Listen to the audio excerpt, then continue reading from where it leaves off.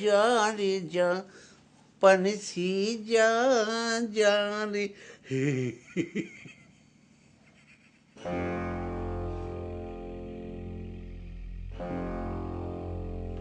শেষ পর্যন্ত তুই আমার সতীন হবু কেন চম্পা? আমি তো সত্যি সত্যি তোর কাছে হারিয়ে যাব। তোর রূপের কাছে তো আমি কিছুই না। নানি ইয়ার কি করার সময় এখন না, ঘটনা করলাম মেলা দূর চলে গেছে। তোর বাপ মাই বা কিরাম লোভী, সি সি সি 2 বিঘা জমির জন্য আমি কাক খারাপ কব। চম্পার মাই মনে করে আমার পর রাগ করে এই কামটা করেছে দাদি। শোনেক চম্পা, সব নষ্টের মূল হলে আমাদের ওই বুড়োক যদি পথের ফকির বানান যায় তাহলে ওর বিয়ে আর বংশ রক্ষার হাউসটা মিটে যাবে। শোন, এক কাম কর,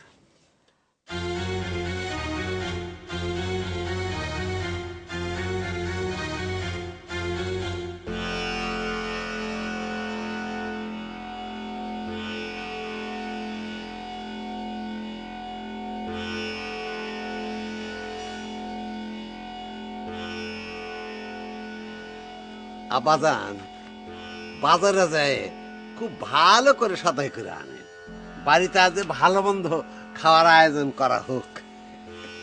আসি আম্মাজান, সালাম আলাইকুম।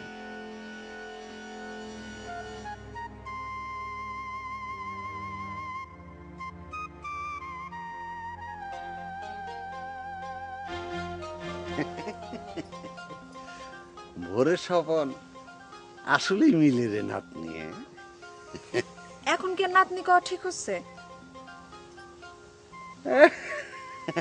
সে কথা অবশ্য ঠিক কইছে আমার চম্পাকলি।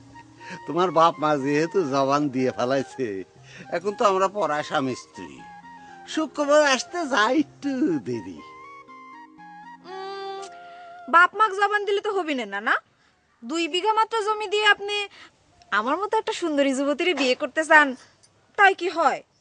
না না, জমি তো 4 বিঘা ফয়সালা হয়েছে। তোমার মা কলো মা কি দিবেন সেটা তো আর আমি জানি না, তবে আমার একটা শর্ত আছে। স্বপ্ন তো একেবারে মিলে যাচ্ছে। কি শর্ত চম্পা, কয়ে ফেলাও। বিয়ে যখন তুমিই করবে তখন তোমার শর্তই আগে পূরণ করা দরকার। তোমাকে আমি বিয়ে করবার পারি, কিন্তু তোমার বিষয় আসার সহায় সম্পত্তি যা আছে সবকিছু আমার নামে লিখে দেওয়া লাগবে। দিলাম, বইয়ের নামে সম্পত্তি লিখে দিলে তো স্বামীরই থাকলো। খালি বিয়ের পর ওই ভোদর মার্কা সাওয়াল পাওয়ার সাথে টুকলি মারা চলবি না। আর সম্পত্তির দলিল পাবে তুমি বাসর রাত পার হওয়ার পরের দিন। জি না, সম্পত্তির দলিল আমি হাতে নিয়ে গান তারপরে বিয়ে করবার বসবো। রাজি? কায়দা করো। কায়দা করবো কি জন্য?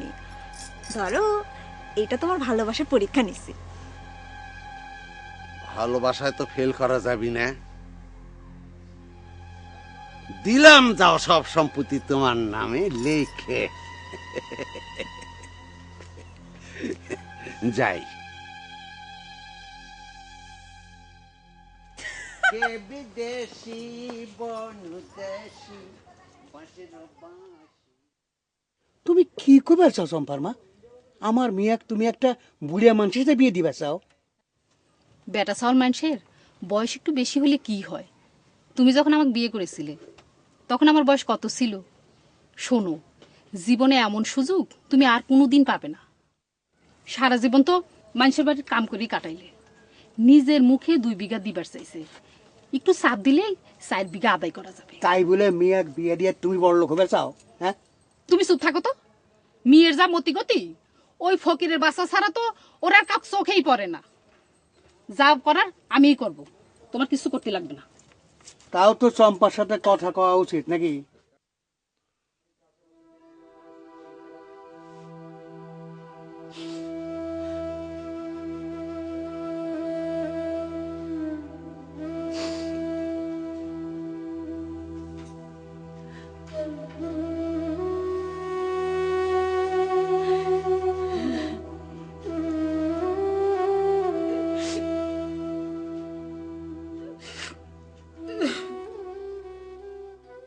এই শাড়ি আর এই দলিল তোমার স্বার্থ পূরণ হয়ে গেল।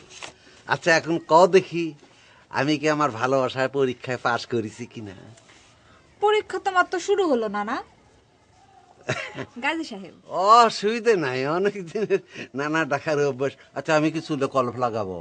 না, কোনো দরকার নাই। শুধু শুধু চুলে কলপ দিয়ে বয়স কমানোর কি দরকার কও? তুমি আসলেই বুদ্ধিমতী। তোমাক দিয়ে আমার বংশ খালি রক্ষেই হবি না, বংশ উজ্জ্বল হবি বোঝা যায়।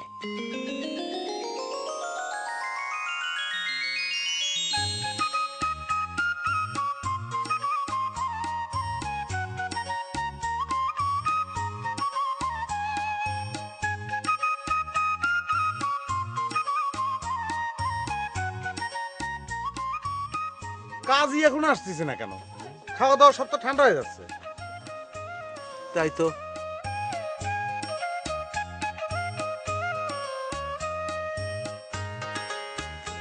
বাবা দেখছো তোরা ভূদর কত ভালো, নিজে যাক ভালোবাসতো, তার বিয়ের জন্য কাজী সাথে করে নিয়ে আসছে। আসেন আসেন আসেন আসেন কাজী সাহেব আসেন। শুরু তো করবি। দাদা তুমি কিন্তু আসলে খুব খারাপ মানুষ। একজনের বিয়ে করা বোর সাথে তুমি আবার বিয়ে করবে চাচ্ছাও। তুমি জানো এটা কত বড় অপরাধ? রসিকতা করার সময় না, কাজী আসো। হ্যাঁ আসেন আসেন আসেন আসেন আসেন। বসেন, এই শরীরে বসেন। রসিকতা না দাদা, এই জন্যই তো কাজের সাথে করে নিয়ে আইছি। আপনি সবকিছু জিজ্ঞেস করেন। দুষ্ট দুষ্ট। কাজী সাহেব বলেন। জি গাজী সাহেব ঠিকই বলেছে।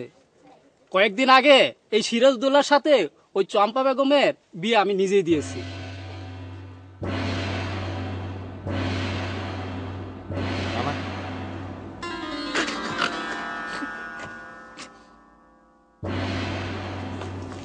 এইসব মিছা কথা। এই বিয়ার সাক্ষী কিডা? এই যে আমি নিজে সাক্ষী, সাক্ষী আরো আছে।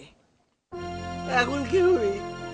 ও বুড়ি তোরা তো আমার সর্বশান্ত করে ছাড়ছিস, আমি এখন পথের ফকির হয় আগে ফিরে।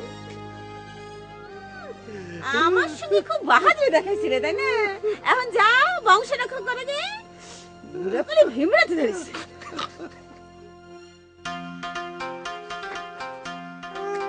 না না, চম্পাক তো তাহলে ওই শালা ভোদর পেয়ে গেল।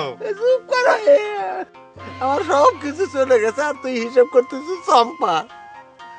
ভাই ভূত চম্পা, তোরা সকলে মিলে আমার এই সর্বনাশটা করলু রে, আমার পথের ফকির বানালো রে। না না, আপনি যান বাড়িতে, নানির কাছে যান। কেমনে বাড়িতে জমি বাড়ি আছে, দলিল নাই, সম্পত্তি নাই, কিছু এই নেন, আপনার দলিল। আপনার সম্পত্তির আমার কোনো দরকার নেই। আমি আমার ভালোবাসার মানুষকে পেয়ে গেছি, সেটাই আমার কাছে সবচেয়ে বড় সম্পত্তি। সিরাজউদ্দৌলা চলো।